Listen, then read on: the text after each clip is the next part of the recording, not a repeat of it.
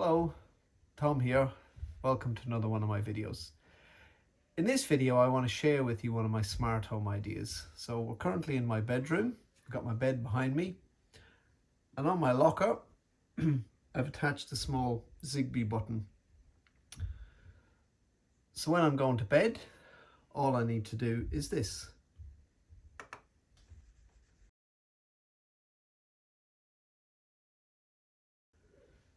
If I wake up in the middle of the night, maybe the kids need something and I need to go downstairs, I can just do this. And if for some reason in an emergency maybe and I need to switch all the lights on, I can just do this.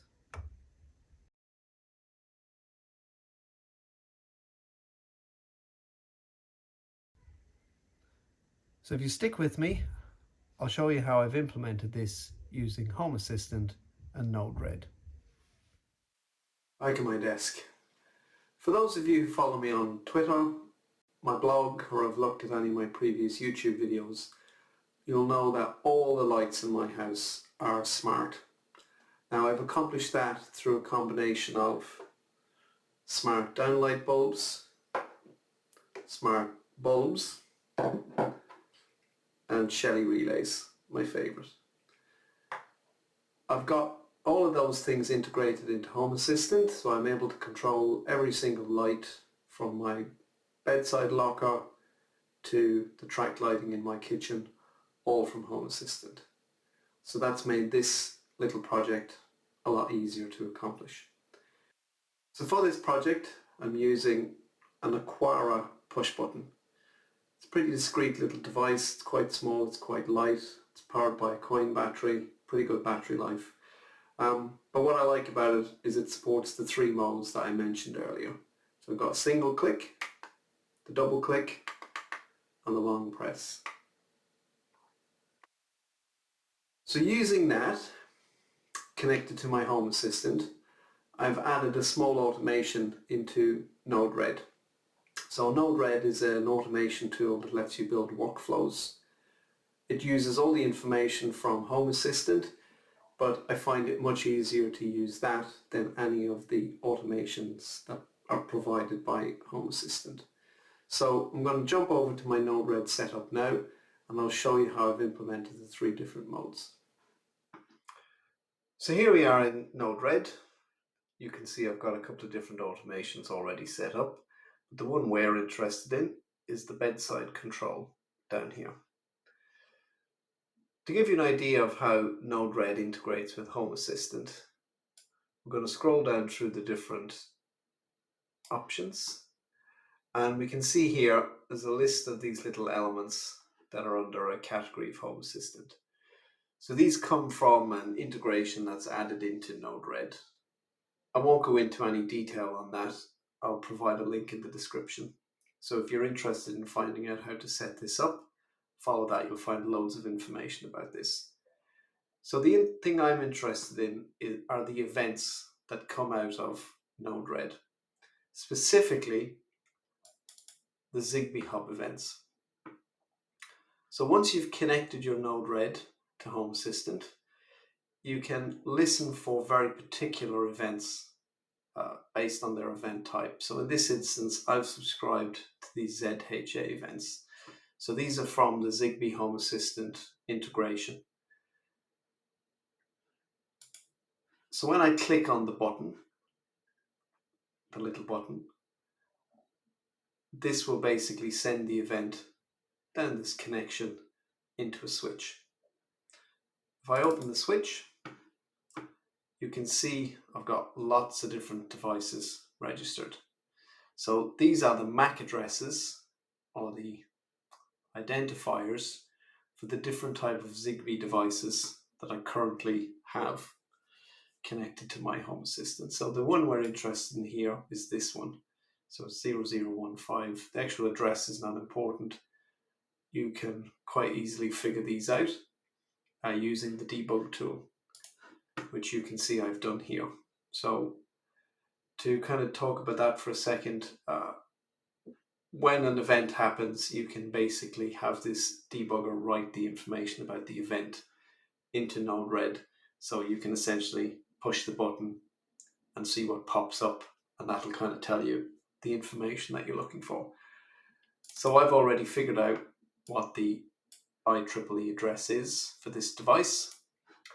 So when that button is clicked, it then sends it down into this switch for my bedside control. So if I have a look at here, there's 3 different commands being provided. There's single, hold, and double. They correspond one-to-one with the 3 different events that I've already talked about. So when you click the button once, it'll give you a single, twice it'll give you a double, and if you hold it down, it'll eventually send a hold command through. So for the first one, which is the single, I simply want to turn off all the lights in the house. So for light entities, that's quite easy. I just say turn off.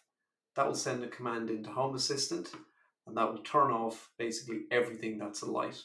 So that covers any of the smart bulbs that I've got or any of the down lights that I've got. When it comes to the Shelly relays, they're a little bit different. So they're actually switches. So at the moment, the only one in my house that's actually a switch type are the bathroom downlights. So I've set them up individually. So it's the switch command, turn off, and then I give it a very explicit entity, which are the downlights. We jump over then to the second case, which is the hold. So that's where I want everything to turn on. We just reverse that process, and I just call turn on for the light domain, and that will switch on all the lights. I do a similar thing for the bathroom downlights. I just call the switch turn on. And finally, for the double click,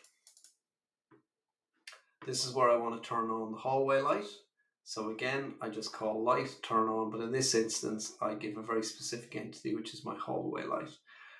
I also provide some additional data, which provides a transition period. So the light will actually turn on slowly. And I also specify maximum brightness of 50 so that it doesn't turn on at full brightness in the middle of the night. It ranges from 0 being off to 255 being maximum brightness. So for me, 50 is just what works. You'll also see I've got a kids light control specified here. So in my kids' bedroom, I use another Aquara push button stuck onto the wall with some blue tack at a lower level, and that gives my kids the ability to turn that light on and off, which just gives them a little bit of autonomy. So you're able to use those in more scenarios than I've outlined. That's it for another video. I hope you've enjoyed watching that, and I hope it's given you some ideas for a smart home project of your own. If you have any questions or you need any more information about anything I've done, please drop me a comment. I'll add a note to the description, a link to the Aquara, and I'll add some links to the Shelly, the LIFX bulbs, the other things that I'm currently using. I'll also include a link to Node Red, so if you haven't checked that out, please be sure to. And that's it. If you found this useful, please press the like button. I'll be doing some other videos similar to this, so if you are interested, please do subscribe. And as ever, thanks for watching.